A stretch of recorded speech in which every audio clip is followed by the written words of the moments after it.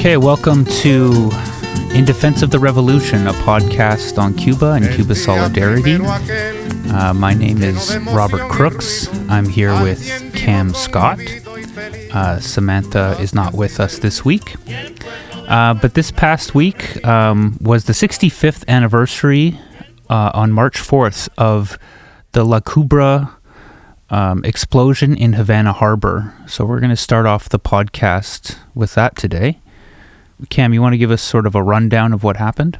Sure. Yeah. So this, as Rob said, is the 65th anniversary earlier this week of the La Coubre steamship explosion in Havana Harbor.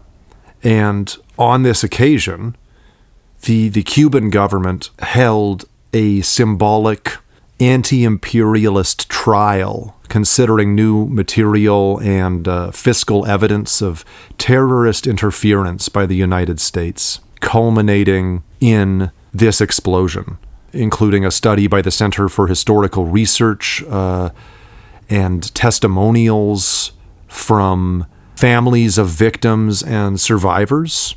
It sounds like a very interesting occasion. But the story of the La Coubre explosion is very interesting. This is shortly after the revolution and is regarded as plausibly the first major terrorist attack upon Cuba post-revolution. And there are different chronologies, I suppose, because there are also accounts of white phosphorus attacks and lots of smaller, isolated events as well. But this is a terrorist attack on a very grand scale. After the revolution, very few European nations were willing to supply weapons to Cuba in this period of intensifying U.S. aggression. Of course, in April 1959, Fidel goes to the United States and makes overtures that are basically refused by the United States, and aggression only mounts from there. So in 1960, of the European nations that are willing to come to Cuba's aid, this is leaving aside the Americas, Venezuela, and so on, I think the only two are Belgium and Italy. So La Coubre is a French steamship that is transporting at this time artillery from Antwerp, Belgium, to Cuba. So this is 20,000 FAL rifles and rifle grenades and other munitions from Belgium to Havana. And it docks in Le Havre for a spell and then proceeds to Havana, where on March 4th, La Coubre explodes in the harbor, not once, but twice. 101 people died, 33 disappeared, I believe, and more than 400 were seriously injured. So Fidel was quick to condemn the explosion as a U.S. attack. The U.S. was as quick to deny it. But really, it's regarded uncontroversially, as I said, as the first terrorist action after and against the Cuban Revolution. And the Cuban response really sets the tone of sovereign pride that will help to guide and bolster Cubans through many more attacks on many fronts. And just this last Tuesday, there was this symbolic trial attended by all kinds of state functionaries and Diaz-Canal and so on, really relitigating and re-emphasizing the very compelling evidence that this was an intended attack against the Cuban people. Well, it's very interesting because there's sort of a number of narratives that I don't think anybody serious takes for the weight of the paper it's written on. But then, a few days after it, in March 7th, 1960, the Miami Herald claimed that they saw a dock worker set the blast. There was no evidence produced for that, and their account doesn't really fit the events. The U.S. government at the time blamed careless handling of munitions by Cuban dock workers. But, since in the decades since it happened, the sort of narrative has switched towards, this was because of Cuba expropriating American-owned companies, and this was retaliation. But in fact, the expropriation didn't happen till months after this explosion, and the expropriations were really, I think, a response to the intransigence of the U.S. government to regular diplomatic relationships with Cuba and the Cuban government. Yeah, absolutely. And as for the dock workers igniting it and so on, there are a lot of different accounts that try to reattribute this to a lone wolf kind of actor. There are many more claims on the U.S. record that try to play it off as an accident, and this recent trial, but Fidel's oratory from the very beginning really underscores that not only were there irregularities in the steamship's itinerary en route to Havana, the armaments in question, especially the rifle grenades, require external action to detonate. There's really not any way for it to have been an accident, whatever else one makes of it. And Fidel's speech of March 5th is really incredible in this respect. Of course, he was a lawyer, and we're familiar with his incredible defense after the 1953 attack on the Moncada barracks. But never mind defense, his speech of March 5th, 1960, it's delivered at a funeral, really, at Colon Cemetery, is a very dazzling prosecution. At great length, he examines the itinerary of the ship to the hour and analyzes all of the possibilities for error, looking for alternative explanations. He's very meticulous. It's amazing how turned out this prosecution is the day after the event, in this period of national mourning where people are still looking for injured in the harbor. The thoroughness of Fidel's address astonishes me. Well, yeah, quite literally, and we've seen from some of the firsthand accounts of that day where people are literally trying to identify their loved ones by their body parts. Right? It's really harrowing stuff to read some of those accounts. But one thing I find really interesting about Fidel's speech at the funeral the next day, as you said.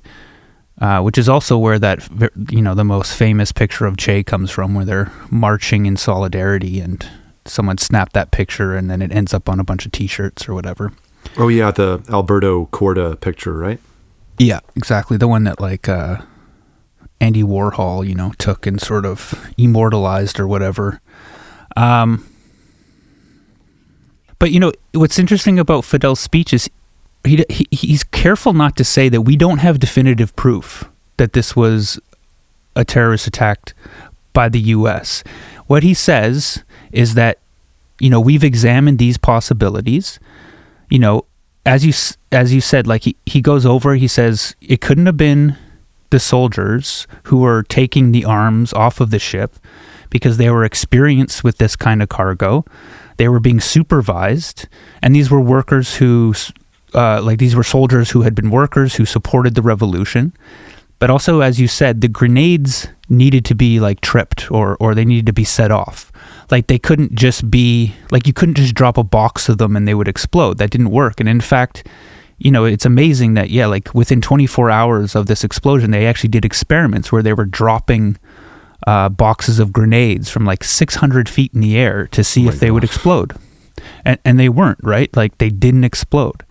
And they had experience of when they were fighting in the revolution, of Batista's forces dropping bombs and grenades that didn't explode, and then they would actually appropriate them and then use them as mines against the Batista's forces. So they had a lot of experience with this kind of equipment, and they knew that it wouldn't go off just by dropping it. But as you said, the weapons came from Belgium on a French ship, and prior to Belgium making the sale of these weapons to Cuba, the U.S. had diplomatically tried to block these arms sales. So Fidel's point is they tried the diplomatic route. It didn't work. I guess terrorism is diplomacy by other means, you could say. So it's just they failed at the first attempt, so they moved on to another tactic. And I think that the case that Fidel lays out is very compelling. I think it's hard to believe that it would have been anything other than what he concludes on. But at the same time, he does say we don't have definitive proof. And I think that just shows like the magnanimity of Fidel and the revolution. But there's also more proof that's come out since that speech, that maybe Fidel didn't have, well, he wouldn't have had the information of at the time.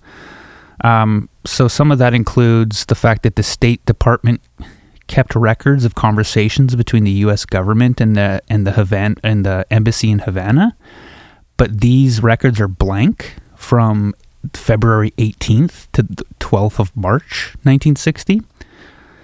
The CIA have never presented a viable alternative to this theory put forth. There is a dossier about Le Coubre at Le Havre. It was locked away on legal advice for 150 years, when sensitive documents like this are usually only kept secret for 30 to 50 years. The shipping company that owned Le Coubre was then owned by, it was a nationalized company, but then it had been privatized and merged so that Le Coubre couldn't be held responsible for it. And the United States admits to owning 2 brief chronological documents at the National Security Archive about this event, but they are not attainable. So, there's more evidence that has come out since Fidel's speech that points to this being an orchestrated terrorist attack by the U.S. government. Wow, yeah, that's shady. And you can only imagine, I mean, that would be the tip of the iceberg. You can't imagine the sheer volume of classified documents and so on that could eventually come to light of U.S. subterfuge, right? Yeah, and Fidel in his speech, he also makes the point that, maybe back then it would be hard for some people to believe that the United States would be involved in such a terrorist attack, that would indiscriminately take out the lives of civilians and workers. But Fidel points out that just a month before Le Coubre, or maybe it's 2 months, something like that anyways, that he talks about how they had foiled a plot to bomb one of their factories where 200 people were working. And the planes that were meant for this mission were photographed in U.S. airports. So they knew that those planes were flying from the United States. And I guess they came back after they were foiled in their plot to bomb the factory, and they ended up bombing a Cuban city. That's what Fidel says in his speech anyway. So obviously we know now, it's not surprising to us that the U.S. doesn't care about human lives, and they will do what they need to do for their own interests. But it's quite clear that they had the motive and they had the opportunity to do this. Yeah, and you speak of the magnanimity of the Cuban government at that time toward the United States in spite of this unbridled aggression. But then, we're also on the cusp of such drastic escalations, Playa Girón and so on, that it becomes very quickly apparent that the U.S. is willing to try almost anything. And Fidel also, I want to read something from the speech that I find incredibly powerful. In addition to his observation that there had already been attempts to stop the purchase of these munitions, so the motive all but establishes itself, whether or not you believe that U.S. Tactics would run to such violent extremes, right? And why wouldn't you believe that? Even so, the speech then becomes this really dazzling indictment of imperialism more generally, and of the occupation and underdevelopment of Cuba by monopolies. From which demonstration he issues this clarion call that all Cubans are well familiar with, Patria o Muerte, Homeland or death. And we can talk about that cry for dignity and sovereignty shortly. But I want to read this single breathless sentence that I think evokes the scale of the calamity and the chaos of the scene at firsthand observation and the sovereign resolve of the Cuban people.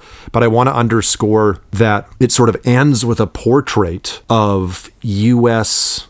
terrorism on the grandest scale imaginable, which is the deployment of the atomic bomb, So he's very, very clearly recalling to people's mind the enormity of the crimes that the United States has already shown itself to be willing to commit, And it's an incredible paragraph here, if you'll bear with me.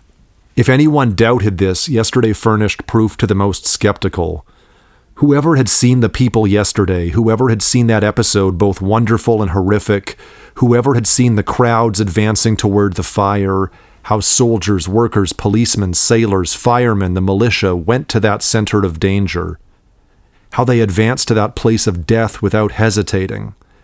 Whoever had seen what Cubans saw yesterday, whoever had seen the soldiers and the people advancing toward danger to rescue the wounded, to rescue the victims in that burning ship, in an area that was on fire, when it was unknown how many more explosions might occur, whoever had seen that wave swept by the explosions, those who died not in the first explosion but in the second one, anyone observing the people's conduct yesterday, whoever had seen the people controlling traffic, anyone observing the people establishing order, whoever had seen the people advancing toward that explosion that left behind like a fungus, reminiscent of the fungus of nuclear explosions, whoever had seen the people advancing toward that fungus without knowing what was actually happening, can be sure that our people are capable of defending themselves, a people capable of advancing against the fungi left by nuclear bombs. It's powerful.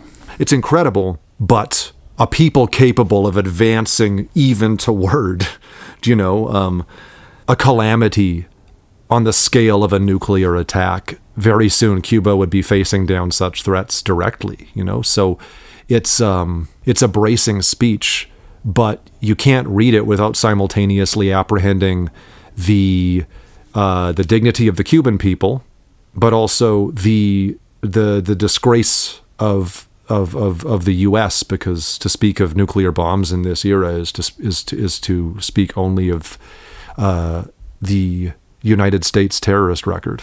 Yeah, and it also just goes to show how empty the counter-revolutionary slogan that we hear these days out of Miami, Patria y vida, Homeland and life. That's completely taken out of the context of how Patria o Muerte is meant, and the fact that they were facing these two options, right? They were facing either fighting for their homeland, fighting for their freedom, fighting for their national liberation, their sovereignty, or death. That's really what was on the table at this time. And that's why it's such a powerful slogan that continues today. And, one of the things, too, that gets lost in all this sometimes is the fact that La Coubre was a French ship, and French sailors also died during this explosion, right? Just casualties of imperialism, right? Just doing their job. And, Fidel is very sure to include them in his speech and to say, these were our brothers, their blood is now mixed with the bloods of the Cubans who died in this explosion, and they shouldn't be forgotten either, which is also just shows the sort of beautiful internationalism of the revolution, and the fact that it's really a revolution for all people. Yeah, he speaks of this elementary solidarity for all peoples of the world, as you say, the blood of Cuban workers united to the blood of French workers. So already in the speech that announces this slogan and this revolutionary mindset, there's this very powerful refutation of the bad faith interpretation of this slogan, Homeland or Death, as an expression of narrow nationalism. Mm-hmm. You'll hear people say that about this incredible, it's an incredible slogan, this kind of metonymic abstraction of the spirit of the revolution in a single phrase, I don't think that we should underestimate movement poetry like this. Yeah, and you can see this even clearer in Che's speech at the UN in 1964, where the slogan Patria o Muerte, I think, becomes sort of immortalized. It's immortalized with Fidel's speech, but it becomes popularized, I think, with Che's speech at the UN.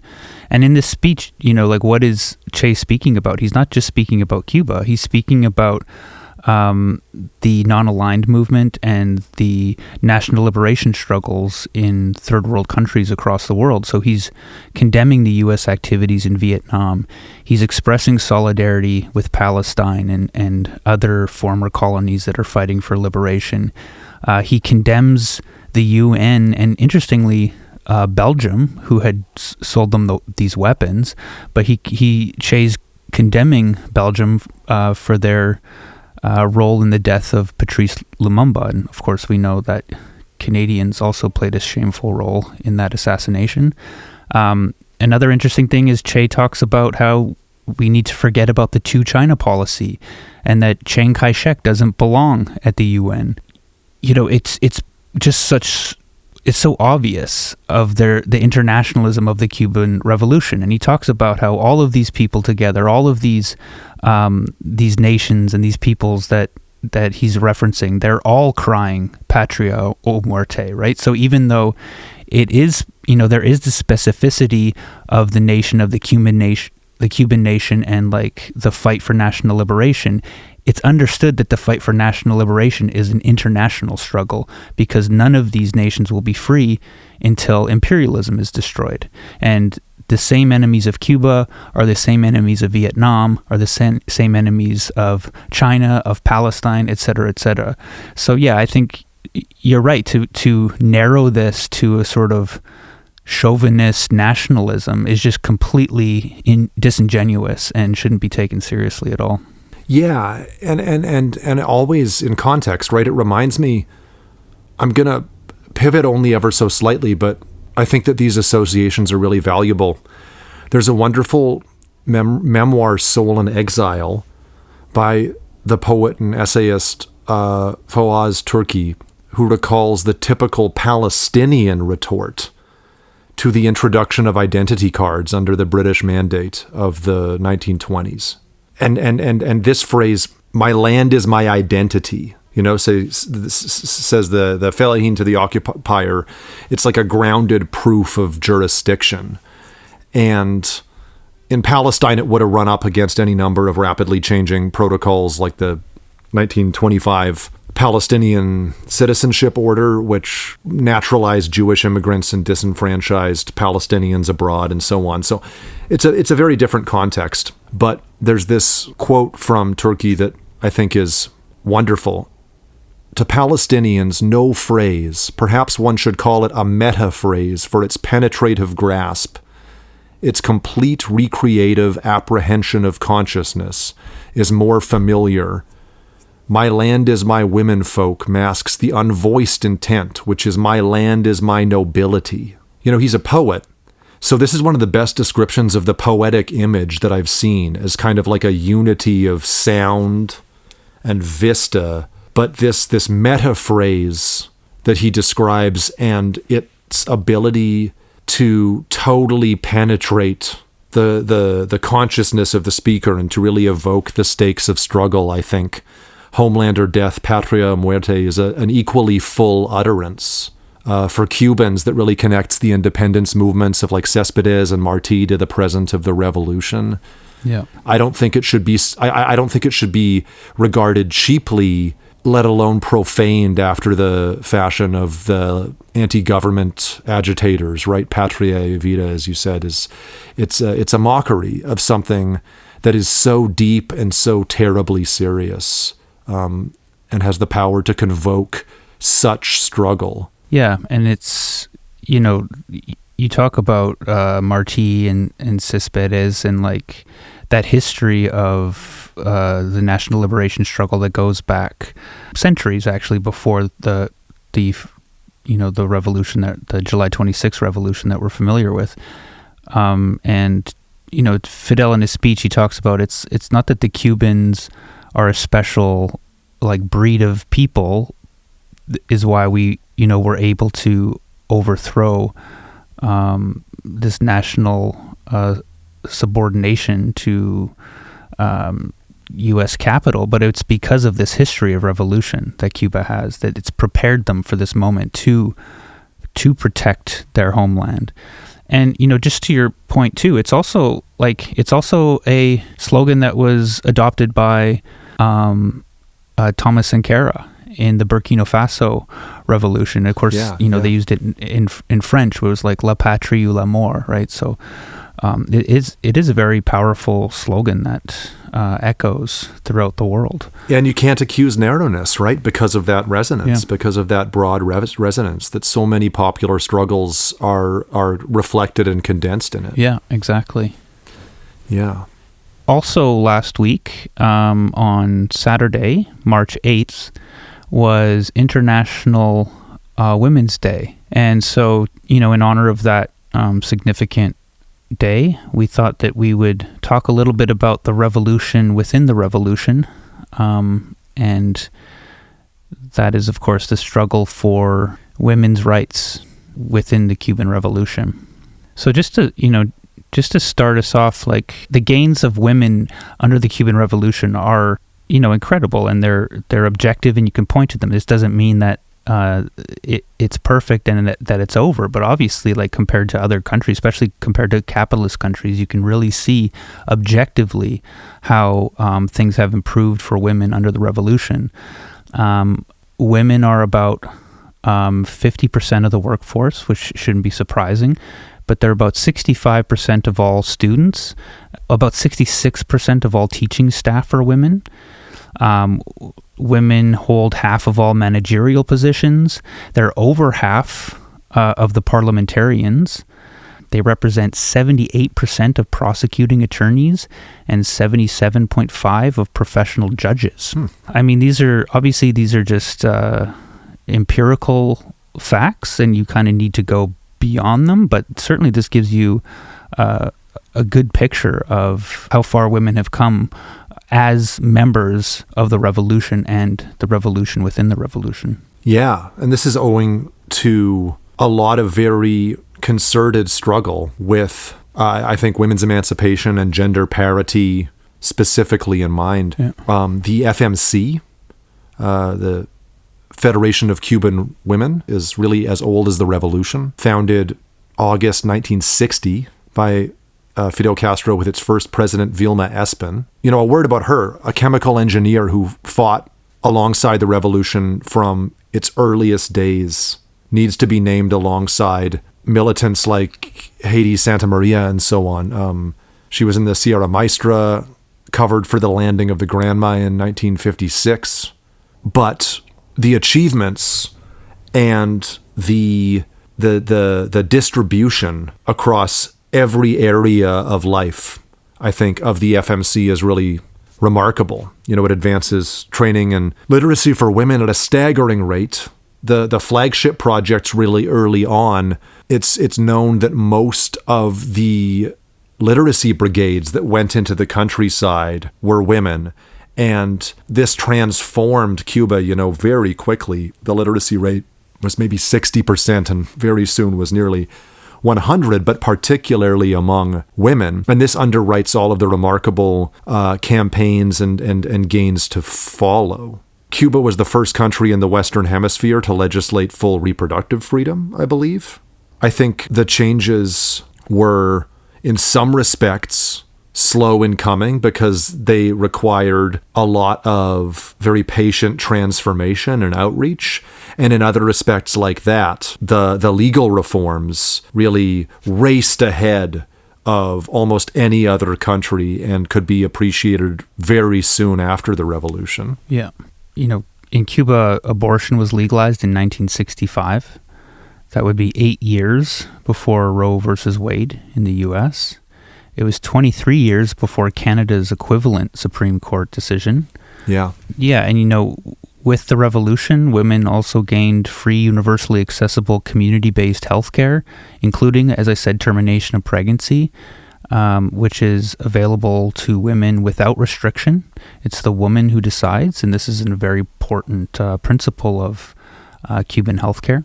Women who choose to have children are also supported by the system with excellent prenatal care, community support that has actually helped reduce Cuba's infant mortality rate below that of the United States.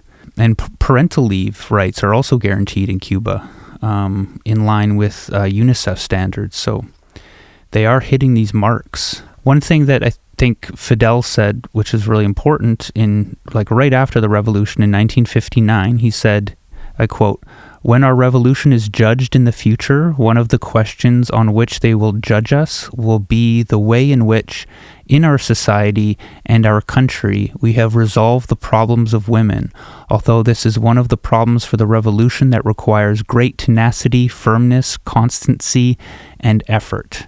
And that's exactly what we've seen since Fidel said that in 1959. Yeah. It's only deepened. I mean, the work advances a domestic front too. I think Cuba's really uniquely sensitive to what has remained an oversight, possibly a persistent oversight in a lot of thinking about socialist transformation as regards the domestic sphere and social reproduction. Cuba's Families Code, which was really innovated by the FMC for the first time probably in the mid-70s, but updated more recently to become far and above the most progressive family code in the world. There really is no contest.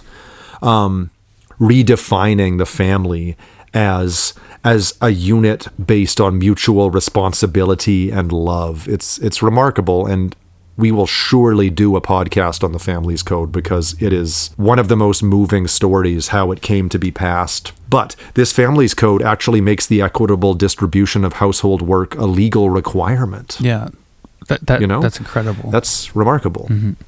Yeah, like that's obviously that's a longstanding socialist principle, but to see it enshrined in law in Cuba.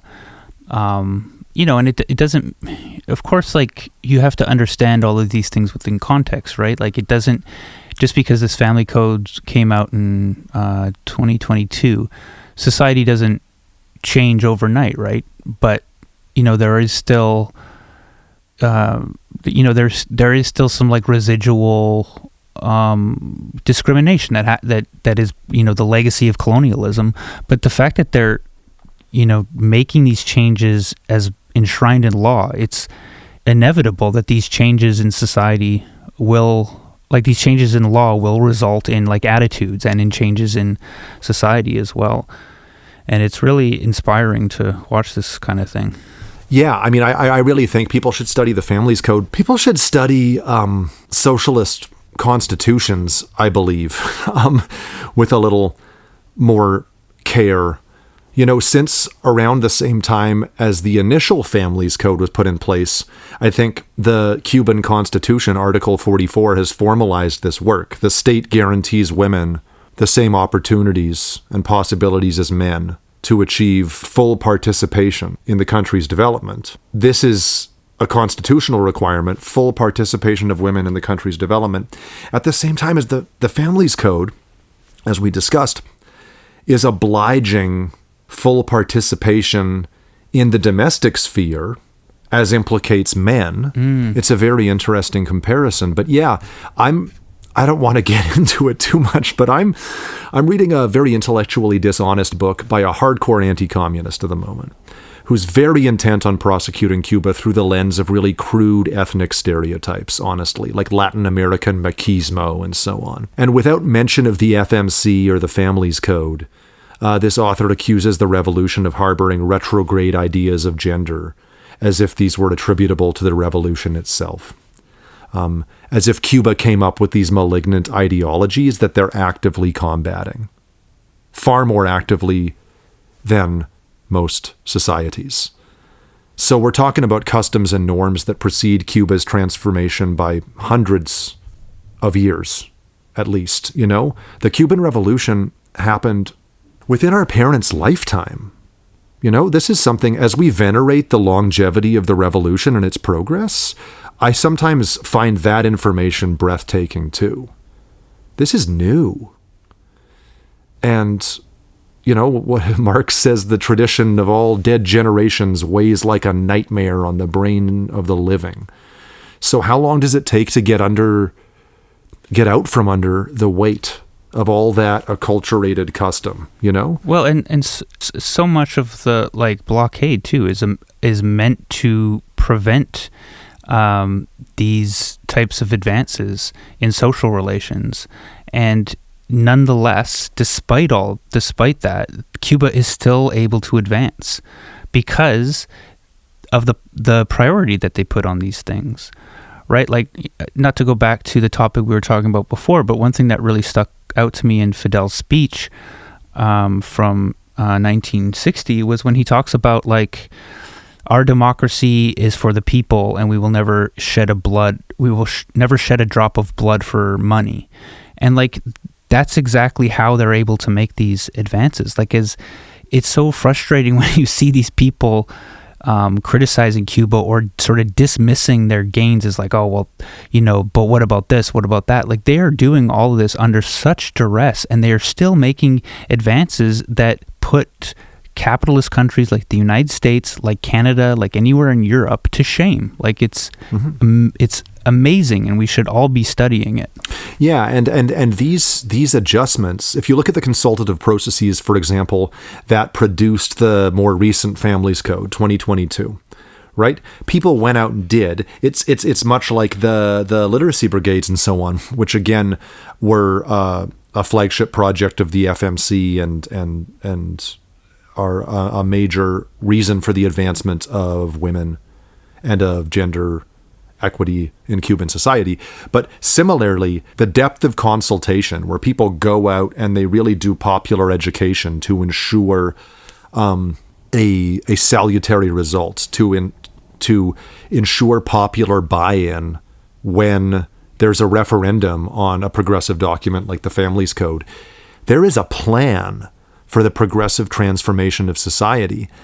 And I really want for people to contrast this with I want to say almost incidentally progressive developments that we see in liberal democracies, where somewhere downstream of free markets, you get more or less freedom for individuals, more or less robust democratic rights, really depending on the contraction and the expansion of markets. It's all downstream of barely attributed economic developments.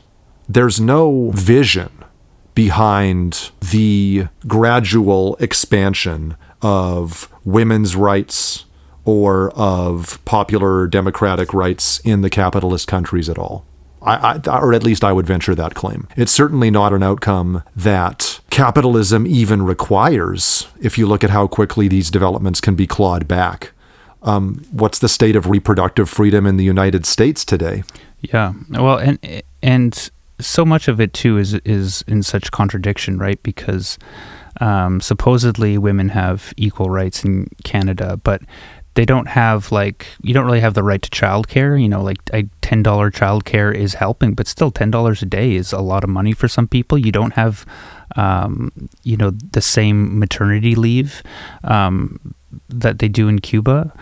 Some people do have to still decide between their job and having a family. And of course, in the worst case scenarios, you have the ongoing and disgusting tradition of sterilizing Indigenous women. There was stories in the news about this, like, just a couple years ago, and who knows how far it goes, right? Because it's obviously not something that the government wants to, or the state wants to advertise. I think if we look today at the declining standards of health and median income and so on for women and working class people in general in the core capitalist countries, and we compare that to the steadily increasing gains of women and, again, the entire people in the Cuban Revolution, there's really no contest. You can see what it is to have a plan that is based in a very clear vision for a socialist transformation of society and very clear values. Not values that are recontested every 4 years, like, oh, maybe the kind of fascist religionists get in this time and we have to relitigate the struggle for reproductive freedom. Mm-hmm. There's no contest.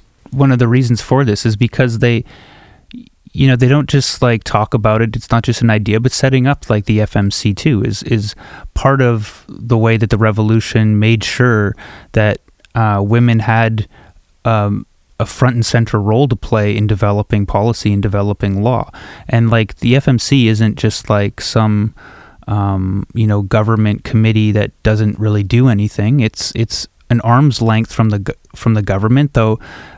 It's also has a pyramidal structure where the leader is actually a member of the Council of State and directs the Commission for Attention to Women, Children, and Youth of the National Assembly of People's Power. So there is sort of this connection to the government, but also like independence from like the government that allows the FMC to have a much more independent policy decision-making process where it's not just dictated from on high, right? They're the ones who are actually coming up with these ideas and then, presenting and making sure that they're listened to and become part of, the legislative process in government. Absolutely. And, I wouldn't want anyone to think for a second that we're reproducing some kind of naive distinction between when we say, oh, this is how women's emancipation has practically fared under the revolution. We're not saying, oh, this is how the situation of women in Cuba fares under a revolution that is remote from the people. Mm-hmm. The women of Cuba are the revolution. I think that 85% of women are in the FMC. Like really astounding buy-in, really, really broad participation.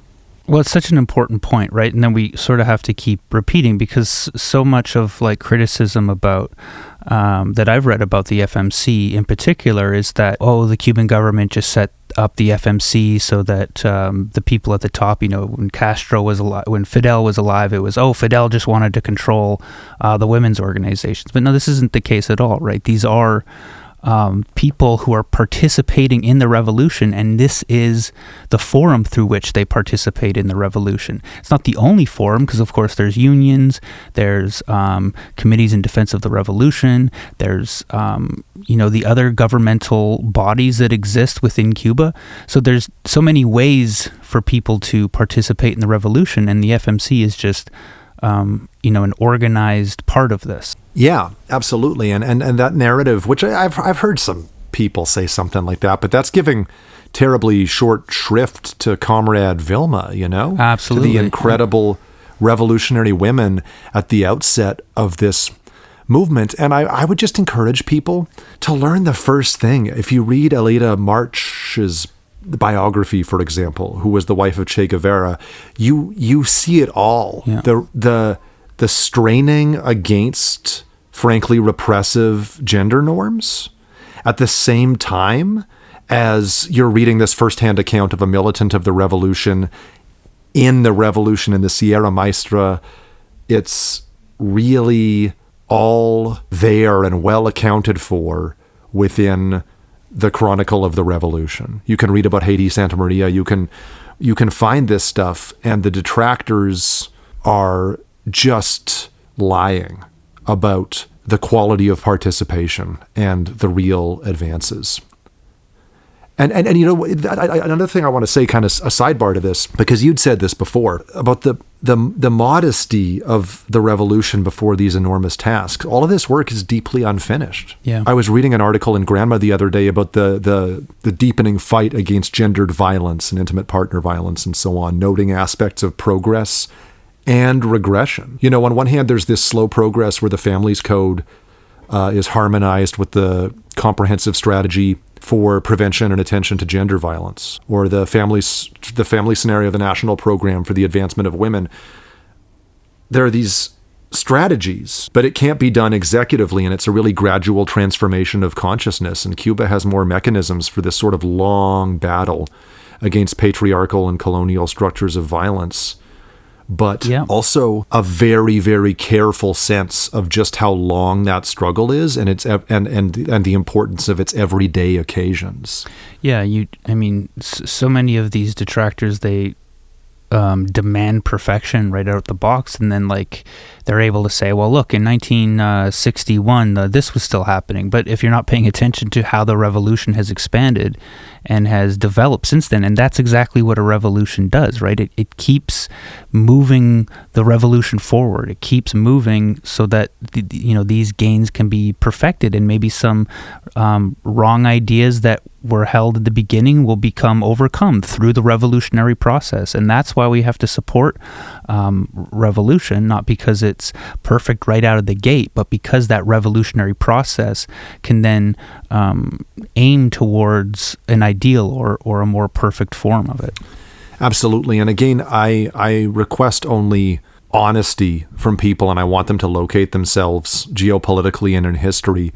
Look at Canada, where our government has failed, and I would go so far as to say refused to implement any recommendations or practical demands of the inquiry into missing and murdered Indigenous women and girls. Yep. So I think that some of the people here who are really, really intent on using democratic rights and women's rights and human rights as a pretense for regime change and canvassing the world looking for areas of imperfection should understand how women in Cuba have taken this into their own hands and are transforming their lives every day. And I think that they should be more attentive to the disaster that they face at home. There you go. Another thing that we want to mention before concluding today is that a very popular musician in Cuba passed away. And maybe we just want to give a quick introduction of who this musician is and play some of his music. Yeah, Paulo FG died in a car accident last Saturday. This is very sad. He is a revered pioneer of the timba genre. He was 63 years old, but a font of youthful energy. Also a veteran of the revolution. He served in combat in Angola when he was 19 and is just a major figure in Cuban pop music. So we're going to play some of Paulo FG's music, and I encourage you to check more of it out and join us for our next episode. We publish every week.